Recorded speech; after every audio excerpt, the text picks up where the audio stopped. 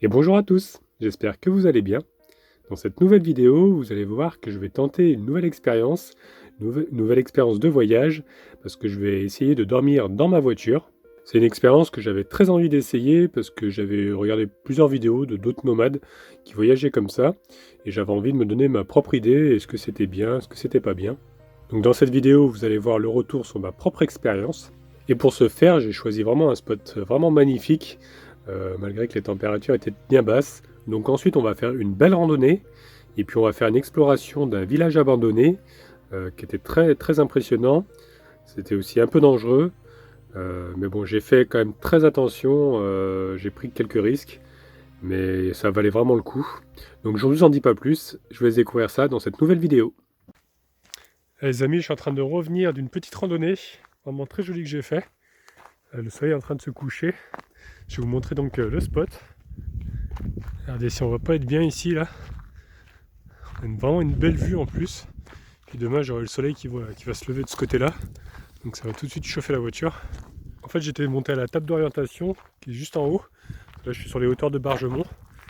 Vraiment magnifique, je vous montrerai demain, je pense qu'on va y retourner quand il fera meilleur. Là, il commence vraiment à faire froid. Il y a un petit peu de vent aussi. Vous pouvez voir, il y a même de la neige, donc c'est pour dire qu'il fait froid quand même. Mais bon, je pense que ça devrait aller. J'ai pris les sacs de couchage, je vais vous montrer tout ça. Mais avant ça, je voulais vous montrer la vue parce que c'est vraiment magnifique. Avec le soleil qui est en train de se coucher. Franchement, je reste bouche bée devant un tel paysage.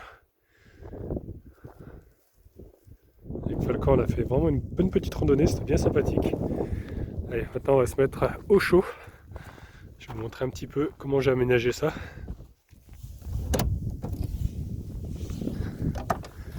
Allez, tu grimpes. Allez. Hop là. Bon, lui, ça lui change pas beaucoup. Parce qu'il a toujours... Ah, on voit tes fesses là. Il a toujours son matelas. Hein? Bah ouais. J'ai enlevé son harnais. Hop. Voilà. Je vous montrerai plus en détail, mais j'ai pris tout ce qui me suffit quoi en fait. Les croquettes, de l'eau, de quoi me laver, tout ça. Mais je vous montrerai demain parce que là il commence à faire froid, on va fermer. Hop. D'ailleurs, que j'en pense à ça, que je mettrai tout à l'heure, on va le sortir, ça ce sera accessible. Voilà. Donc ici nous avons la partie lit, donc qui n'est pas encore dépliée. En fait je vais coucher complètement le siège. Et j'ai mes sacs de couchage qui sont déjà là. Devant j'ai mes affaires, j'ai le 20 litres d'eau aussi là-bas. Là j'ai mes affaires propres, un sac de linge sale. Voilà, j'ai pris le petit plaid aussi. Et puis derrière c'est le garde-manger qui est juste là, avec ma nourriture pour moi. Hop, on va enlever les chaussures avant de rentrer. Voilà. Et après je les mets à côté de moi là-bas, à l'avant. Voilà, comme ça ne me gêne pas. Ah, bah fait meilleur dedans. Donc là il a sa gamelle d'eau, il peut boire, s'il a soif dans la nuit. Voilà. Après il a exactement la même place que dans le camping-car. Hein. Bon, sauf que bon, c'est un peu plus restreint, mais son couchage est le même. Et puis après de toute façon on reste la plupart du temps, dans la journée, dehors. Et ouais. Ah, là il s'est couché, tranquillou. Oui, il a largement de la place quand même. Hein. C'est assez grand. Hop, je vais poser ça 2 secondes là-bas. Parce que je vais vous montrer ce que j'ai pris pour manger. Alors. Voilà. Alors, j'ai pris une sorte de petit steak. Enfin, j'appelle ça des steaks, ouais, du tofu soja. Et bon bah ça se mange. Normalement il faut le réchauffer un petit peu. Mais bon je peux le manger froid aussi. Et ce qui est bien c'est que ça conserve pas au frais, ça c'est des trucs qui conservent dans les placards. J'ai pris du pain de mie. Après j'ai des fruits, des bananes. Je vais sortir ça pour vous montrer. J'ai des avocats, des pommes, des carottes, des tomates. Voilà. Puis j'ai pris ça aussi, là, des petites barres céréales. Enfin, que des trucs où j'ai pas besoin de feu, parce que du coup j'ai pas pris de... Enfin, j'ai rien pour faire cuire quoi. Hop, je suis vraiment parti comme ça quoi, c'est pour un essai, pour voir ce que ça donne. Donc je pense que ce soir je vais me manger un petit avocat, et puis j'ai pris cela aussi. Donc je vais manger ça avec l'avocat, sûrement un peu de pain de mie complet aussi. Puis je verrai pour le dessert après. Du coup j'ai réussi à caler sa gamelle dans le coin là-bas, c'est encore mieux. Comme ça là j'ai pu baisser ma banquette complètement en position lit. J'ai enlevé l'appui-tête aussi, je l'ai déclipsé, je l'ai glissé en dessous. Hop, comme ça me fait vraiment une assise assez plate. Et c'est assez long pour que je puisse me coucher. Ouais, les sacs de couchage qui sont en bas. Mais là pour le moment en fait j'ai fait ça, c'était pour pouvoir accéder plus facilement ici et récupérer. Hop, j'ai récupéré ça avec les couverts à l'intérieur, comme ça je vais pouvoir manger mon avocat, tout ça. Je vous avoue c'est un petit peu plus serré que dans le camping-car, mais bon ça va quand même. Hein, il est déjà en train de dormir donc. Je suis en train de découper ça. Hop. J'ai mis un petit sopalin en dessous pour pas salir les sièges. Ça sent bon en tout cas. Bah, bon appétit hein, si vous êtes à table. Il est un peu dur parce que il est resté au frais. Ouais. Il n'est pas encore bien mûr en fait. Mais bon, ça va le faire quand même. Et maintenant, autour des steaks. C'est bien, en plus c'est une ouverture facile.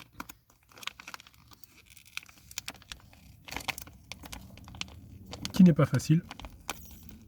Je crois que je vais prendre le couteau, ce sera plus simple.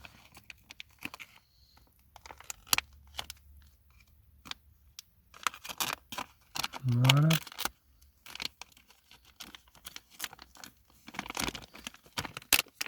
Voilà. Ne risquez pas de le voler. Hein. La petite fourchette.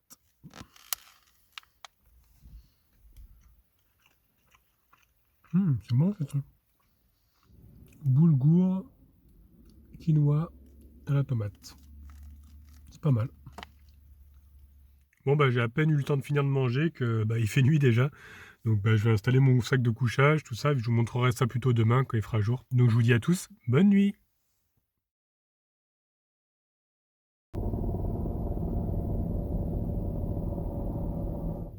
Bon bah là il est minuit. Ça fait une demi-heure qu'il y a un avion ou un hélicoptère plutôt qui tourne. Je crois que c'était pas une bonne idée de dormir à côté d'une base militaire. Bon, je sais pas si ça va être comme ça toute la nuit. On peut voir la pleine lune là qui est juste là. Le pare-brise il a commencé à geler à l'intérieur. J'avais laissé un petit jour pour que ça soit aéré un petit peu, mais ça a quand même fait de la condensation et ça a gelé. Voilà l'hélicoptère. J'espère que ça va pas durer toute la nuit comme ça parce que...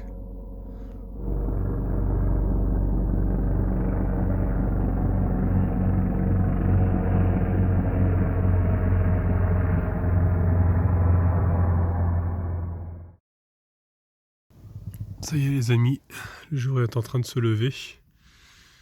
Je peux vous dire qu'on a eu froid. C'est complètement gelé à l'intérieur. Regardez un petit peu dehors.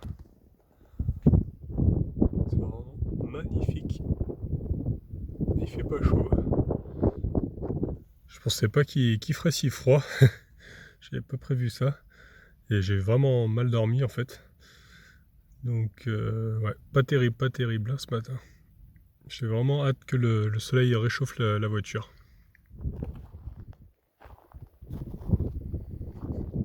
Regardez-moi ça, elle est complètement gelée la voiture. J'espère qu'elle va démarrer tout à l'heure. Parce que je redors pas ici moi. Regardez le paysage. Je suis sorti pour vous montrer ça parce que c'est vraiment magnifique. Il y a plein de nuages en bas. Avec le soleil qui se lève. Mais bon, je vais pas traîner, je vais me remettre au chaud parce que là, enfin si je peux dire au chaud, Parce que là, ça caille vraiment, il y a du vent. Je suis en train de me remettre dans le sac de couchage pour avoir chaud. Ouh, ça caille. Le peu de temps que je suis resté dehors, c'est encore pire dehors. Bon, je vais attendre quelques heures encore couché pour que le soleil sorte et tape sur la carrosserie. D'ici 2 heures, je pense que ça devrait aller un petit peu mieux déjà. Une fois que le soleil sera là.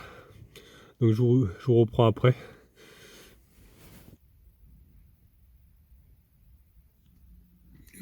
Bah ça y est, le soleil est enfin en train de réchauffer l'habitacle. Donc ça fait du bien.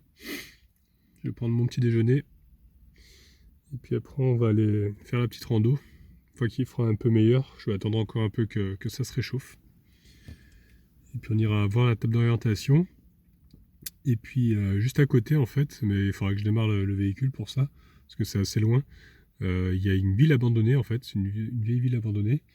Je vous expliquerai tout à l'heure pourquoi. Ça c'est le petit plaisir du matin. Regardez, il y a un petit oiseau là. Trop mignon.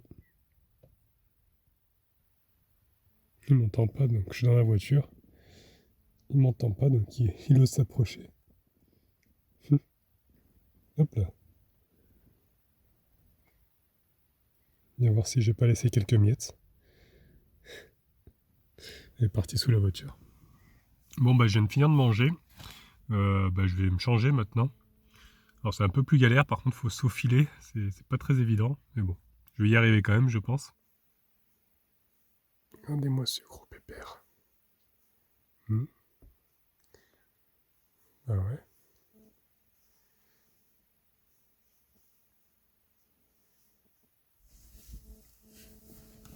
Hop.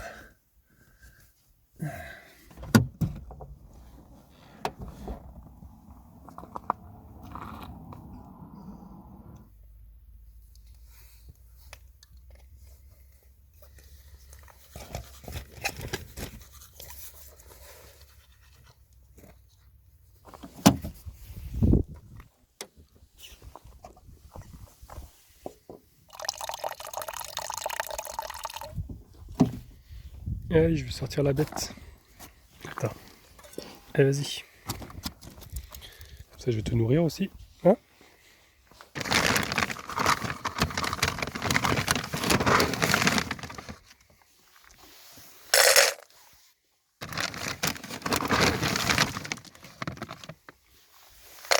Je vais mettre ça là. Comme ça, ce sera surélevé. Tiens, allez, vas-y. C'est là, regarde. Là, allez. Bon appétit.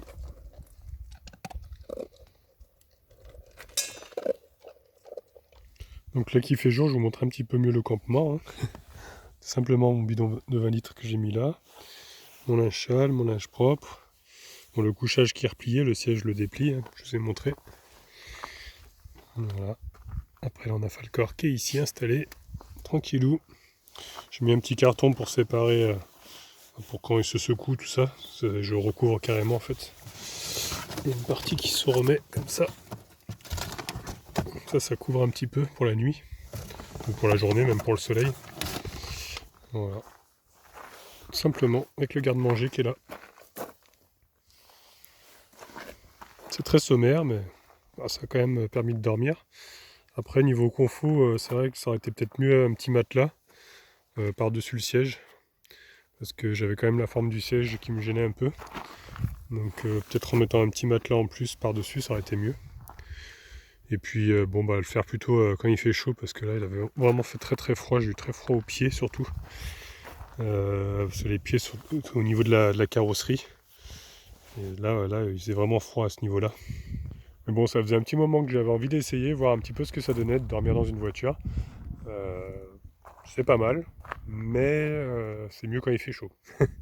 C'est vraiment mieux quand il fait chaud, parce que là, on a quand même eu froid cette nuit. Je pense qu'en été, ou même au printemps, c'est vachement mieux. Et comme quoi, avec une simple voiture, même si vous avez un gros toutou, on arrive quand même à dormir dedans et à faire un petit road trip, même pour un week-end ou quoi, c'est sympa quoi. Et l'avantage avec une voiture, c'est qu'on peut passer de partout. En plus, on peut vraiment se mettre sur des spots où la hauteur est limitée, tout ça. C'est vrai que ça passe de partout. C'était aussi ça qui j'avais envie d'essayer, quoi, voir ce que ça donnait dans une voiture. Après, j'aurais peut-être dû choisir pour une première nuit plutôt vers le bord de mer. Mais j'avais envie de voir un petit peu ce que ça donnait en conditions réelles, dans le froid un petit peu. Parce que bon, dans la facilité, c'était sûr que ça aurait été agréable. Je voulais voir ce que ça donnait. C'est très très mal isolé une voiture, hein. Très très mal isolé, donc à part avoir un petit chauffage. Je sais qu'il y en a qui arrivent à mettre des Webasto dans les voitures. Mais bon, il faudrait peut-être une break ou quelque chose comme ça. Là, ça fait un peu juste, je ne saurais pas trop le placer. Mais bon, je pense que le temps d'un week-end, s'il fait beau, s'il fait, bon, je pense 10 degrés la nuit, honnêtement, vous pouvez essayer, quoi, déjà. Ça pourrait vous donner un peu une idée de ce qu'est de vivre vraiment avec le minimum. Et vraiment en profiter, se réveiller en pleine forêt, des choses comme ça. Parce que parfois, la barrière, c'est le fait de ne pas avoir de van ou de choses comme ça. Mais même avec une voiture, quoi, on peut quand même l'aménager sommairement, on va dire, et pouvoir dormir dedans le temps d'un week-end au moins, le temps de s'évader, de profiter. Bon et maintenant on va sortir Gros Toutou et en même temps je vais vous montrer, là-bas il y a un panorama à voir qui est vraiment magnifique. Je vous l'ai dit, je suis déjà allé hier soir je suis monté, c'était vraiment très très beau. Donc je vais vous montrer un petit peu la vue qu'on a de là-haut. Voilà, c'est une table d'orientation en fait qui a 15 minutes de marche d'ici. Et tout autour, on est autour d'un terrain militaire. En fait, c'est le camp de Canjuers qui est vachement grand. Et c'est là-bas qu'il y a la ville qui est abandonnée. On ira voir après. Au début, j'avais hésité de grimper par ici avec la voiture. Parce qu'il y a un chemin qui mène jusqu'à la table. Et là-bas, il y a vraiment un spot super. Mais en fait, je pense que je ne serais pas monté. Parce que c'est complètement verglacé de partout. Donc j'aurais glissé. Je pense pas que, même si j'ai les pneus neige à l'avant, je pense que ça aurait dérapé. Même moi, hier, j'ai failli me casser la figure plusieurs fois. Donc, puis c'est comme ça, puis ça grimpe. C'est vachement des graviers, déjà, c'est pas évident, mais en plus, avec la glace, je pense que ça aurait été même pas la peine. En tout cas, on a vraiment un temps magnifique aujourd'hui. Pas un seul nuage, tant mieux, comme ça nous a bien réchauffé. Là, par contre, j'entends des tirs, je sais pas si vous allez l'entendre à la caméra. Ça explose. Je pense qu'ils sont en train de s'entraîner là-bas. J'espère que je vais pas me faire tirer dessus tout à l'heure. Parce qu'on est vraiment encerclé par le terrain militaire, il y a des panneaux un peu de partout. C'est bien écrit, hein, défense d'entrée, code pénal. Mais bon, je suis quand même sur un chemin de rando, hein. Donc normalement sur le chemin on a le droit de passer. Il faut juste pas aller dans les broussailles, tout ça, on n'a pas le droit d'aller dans les terrains. Ça explose, hein.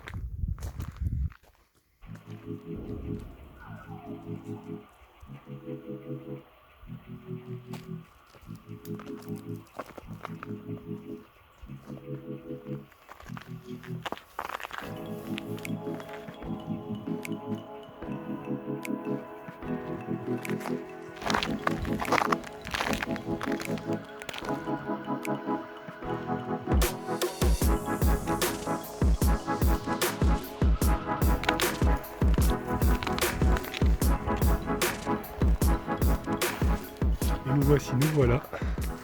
Et juste là-bas, on arrive au sommet. Ça a beau être 15 minutes, il faut avoir des bonnes jambes quand même, parce que ça fait que grimper. Je viens de voir juste en bas, il y a des militaires. Mais bon, ils n'ont pas l'air d'être armés, ils prennent des photos plutôt. Et voici la fameuse carte. On peut voir le fameux camp militaire, qui est vachement grand quand même. Avec la table d'orientation qui est juste là, donc c'est là où on est. Voilà. Et le village que je vous parlais, il est ici, en fait, il est entre les deux. Enfin, au milieu du camp, quoi. Entre Bargem et Bargemont. En tout cas, d'ici, on a vraiment une vue magnifique. C'est un petit peu brumeux aujourd'hui. Hier, j'ai arrivé à voir la mer, qui était juste là-bas. Là, aujourd'hui, on la voit pas trop. C'est magnifique. Tellement calme. Du coup, les militaires sont venus vers moi, ils ont caressé Falcor et tout. C'est la petite mascotte. Et j'aurais demandé si on pouvait accéder quand même au village. Ils pensent que non, parce qu'en ce moment, en plus, il y a des tirs qu'on a entendu tout à l'heure. Donc elle m'a dit c'est pas le bon moment. Elle ne voyait pas trop le village lequel je parlais, mais elle m'a dit que de toute façon il sera dans la zone militaire, là où il se trouve, c'est ce qui me semblait. De toute façon, il me semblait bien que c'était en plein dans la zone. Et du coup, comme ils font les tirs, c'est assez dangereux. Parce que je pense que s'il n'y avait pas eu les tirs, peut-être que j'aurais pu m'approcher un peu plus. Donc j'espère qu'on va quand même pouvoir le voir d'assez près. Donc là je suis en train de redescendre, on va prendre la voiture. J'essaie de ne pas glisser parce que je suis en plein dans la glace là. Et on va prendre la voiture, je disais, et puis on va essayer de s'en rapprocher au maximum pour que je puisse vous le filmer un petit peu, vous voyez de quoi je parle, et puis vous raconter un petit peu l'histoire. Les militaires m'ont doublé parce que franchement ça glisse vachement sur la descente. C'est vraiment très glissant. Je suis obligé de marcher sur les rochers parce que sur la glace c'est même pas la peine. Et nous voilà de retour à la voiture. D'ailleurs que j'ai surnommé Yvette. Hein, son camping-car s'appelle Yves. Yves et Yvette. Voilà. On dit un camping-car et une voiture, donc voilà. Pourquoi pas. Bon, par contre, il faut que je range tout ça pour pouvoir conduire. Allez, tu grimpes. Allez. C'est un petit peu haut, mais bon, tu y arrives quand même. Voilà. Ici, on profite pour boire un petit coup. Voilà, donc j'ai remis tous les sacs du côté passager. Tiens, petite friandise. Et il me reste plus qu'à ranger la réserve d'eau à l'arrière.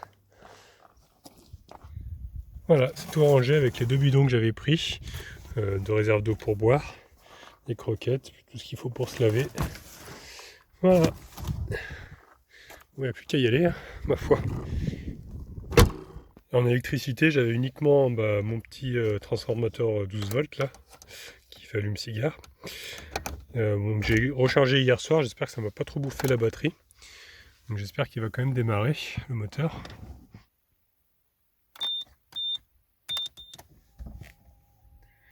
Donc on va voir. En plus il roule à l'éthanol, donc il a un peu de mal à froid. Bon, déjà il y a de la batterie. En général il démarre au bout de la 3e ou 4e fois.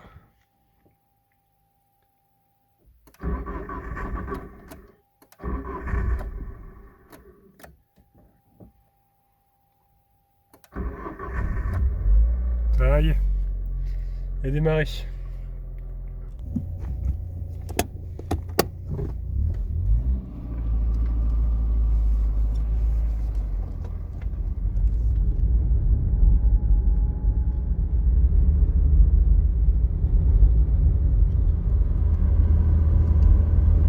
Alors, il est trop excellent là. Il y a plein de biquettes, de moutons. Il y a un patou là-bas qui est en train de les faire aller les faire aller sur la droite. Excellent. Elles sont trop belles. C'est marrant de voir ça. Je sais que souvent dans le coin il y en a pas mal quand même ici, des troupeaux. Regardez comme elle court. Ça gambade. On voit les chiens là, qui font le travail. Juste lui là. Il lui coupe la route. Hop. Il surveille. Il vient me voir. Bon papier s'il vous plaît. Contrôle un peu le véhicule. Tout est en règle. Allez, circuler.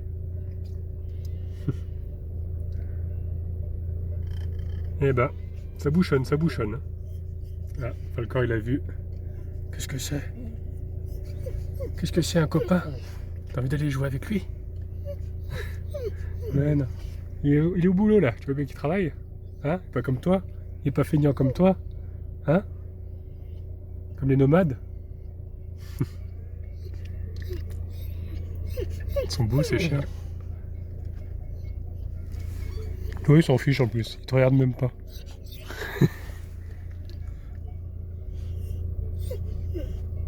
Regardez-moi toutes ces biquettes. Excellent.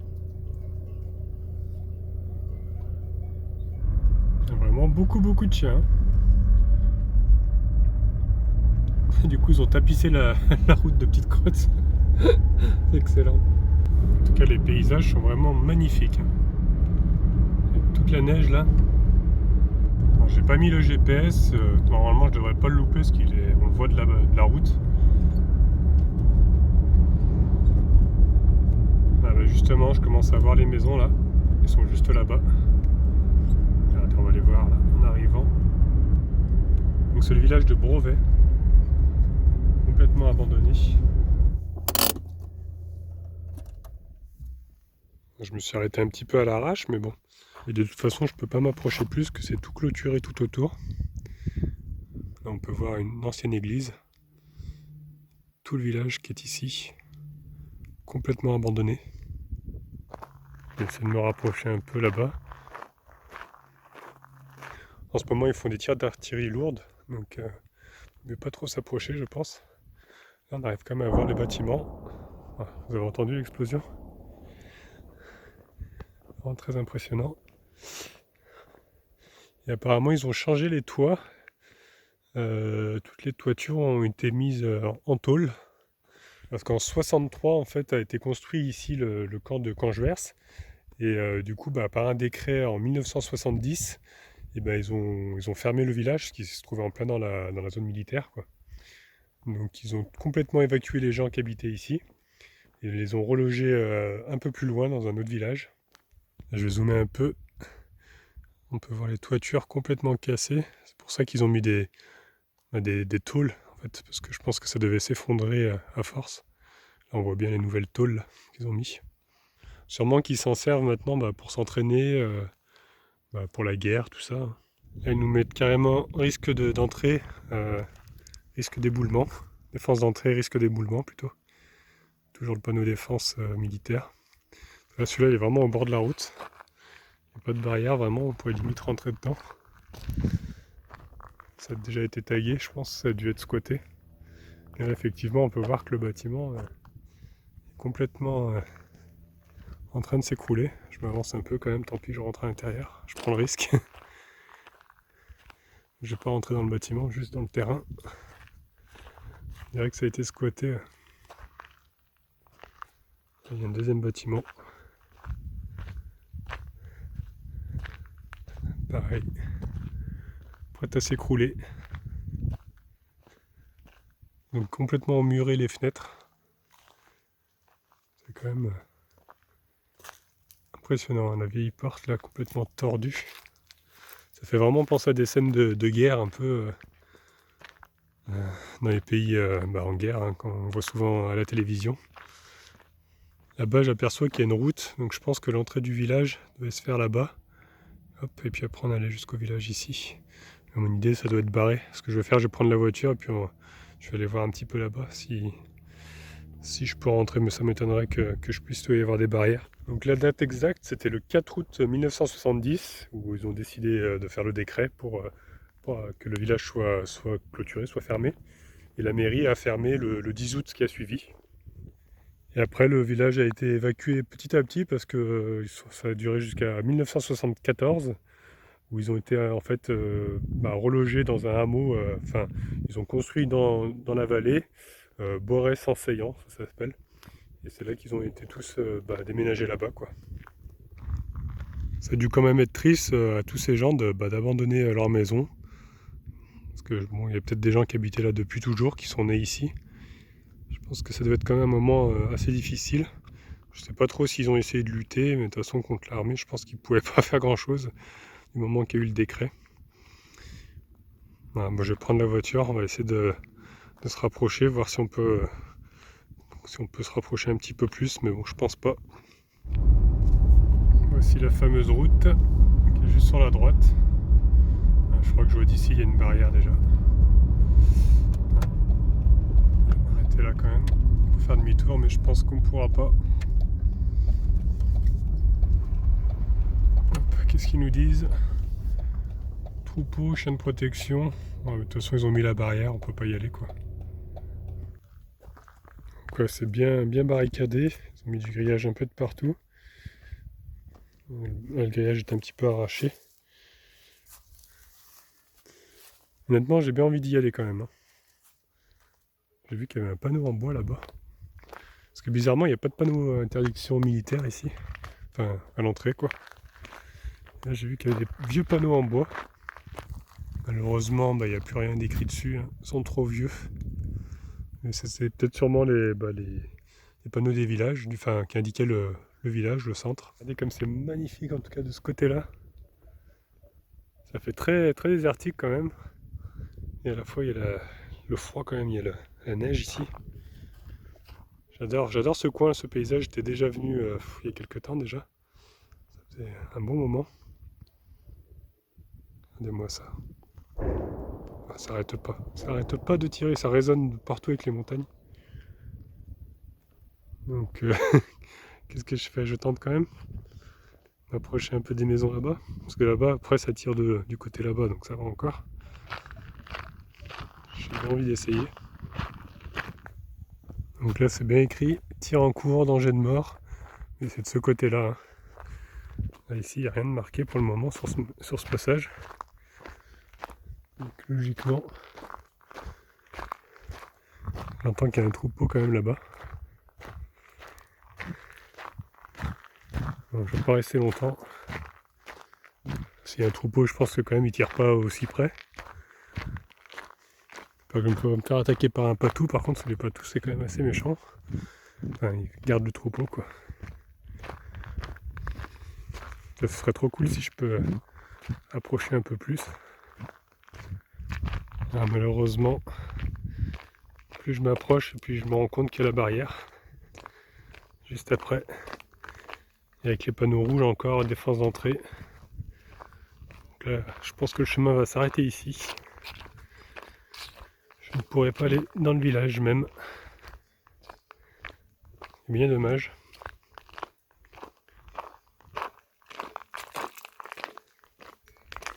Il est marqué un danger de mort ici, là, regardez. Pas approcher. Donc on n'ira pas plus près, je vais essayer de zoomer au maximum. On voit un petit peu, mais on verra pas plus. Malheureusement. Je préfère pas m'y risquer avec les tirs qui sont en cours. Regardez là, c'est trop joli avec les moutons là-bas. Petite maison en pierre. Complètement emmurée. J'ai cru voir quelque chose bouger là-bas au fond, mais en fait c'était un mouton qui est en train de marcher. Ils ont mis des énormes blocs en pierre ici, là. Et juste derrière, j'ai vu un mouton qui marchait. J'ai cru que c'était quelqu'un au début. Et non. Le seul bâtiment que je vais pouvoir accéder, c'est ça.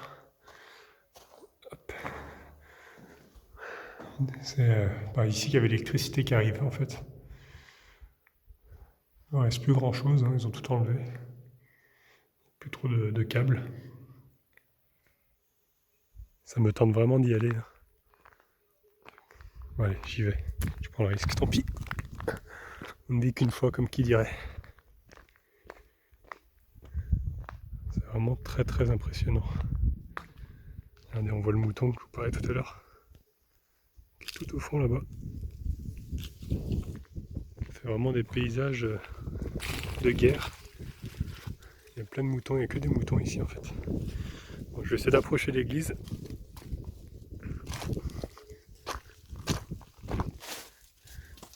Regardez là. Le bâtiment est complètement en ruine. Donc je ne vais pas rentrer plus parce que j'ai pas envie que ça me tombe dessus. L'escalier qui monte à l'étage là. Regardez-moi ça, c'est complètement détruit. Je pense que quand il s'entraîne peut-être, ou alors je sais pas, peut-être que ça s'est écroulé tout seul.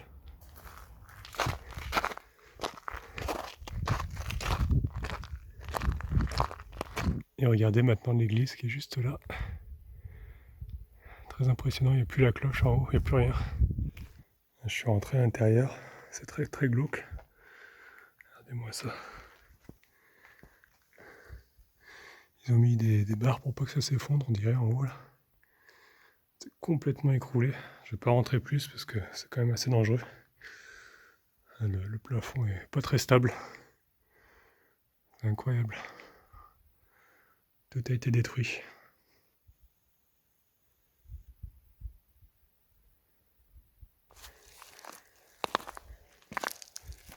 Dire qu'avant ici il devait y avoir beaucoup de vie et tout. Là il n'y a plus rien du tout quoi. Tout a été laissé à l'abandon. Je vais peut-être pas marcher ici parce que regardez, on voit qu'il y a la cave en dessous. Ça risque de s'écrouler. On voit l'escalier qui monte au premier. Vraiment très triste de voir toutes ces maisons détruites. On dirait qu'il y a une vieille fontaine. À la voir peut-être. On peut voir qu'il y a même une brouette qui a été laissée à l'abandon, comme ça. Plein milieu du village. Toutes ces maisons. Complètement vides. Bon bah les amis, je vais pas traîner ici. Parce que bon, normalement j'ai pas le droit d'être ici. Je me dépêche. Ça retire en plus là-bas. Pour passer la barrière. Voilà. Je suis ressorti. Ouh. Eh ben, vous tout été bien sage, il m'a attendu là. Bon, en tout cas, j'espère que cette vidéo vous a plu. Vous avez vu un petit peu, j'ai essayé je reprends mon souffle, j'en peux plus. De dormir dans la voiture. C'est plutôt pas mal quand même. Bon, les avantages, c'est le froid. Hein. Le froid qui était vraiment pas terrible. Et puis j'espère que cette exploration vous a plu, qui n'était pas prévue. Je pensais pas aller jusqu'au bout. Mais bon, je me suis dit, tant pis, hein, on vit qu'une fois. J'avais vraiment envie de voir ça de mes yeux, parce que ça fait plusieurs fois que j'étais passé devant. Et normalement, on peut pas y aller, quoi. J'y suis allé quand même. Bon, j'ai quand même fait très attention. Hein. Voilà. Donc, j'ai plus de souffle. Donc, n'hésitez pas à laisser un petit pouce bleu. Vous pouvez laisser des commentaires aussi. Si vous n'êtes pas encore abonné, abonnez-vous, comme ça vous verrez la suite. Et au cas où on ne se reverrait pas d'ici là, je vous souhaite une bonne soirée et une excellente nuit.